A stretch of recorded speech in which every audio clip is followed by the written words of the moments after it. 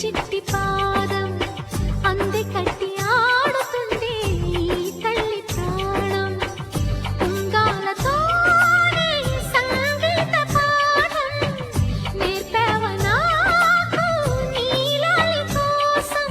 ఉక్కు పట్టన దిష్టి తగలని చుక్క పెట్టన దోసి నవ్వుల భాషతో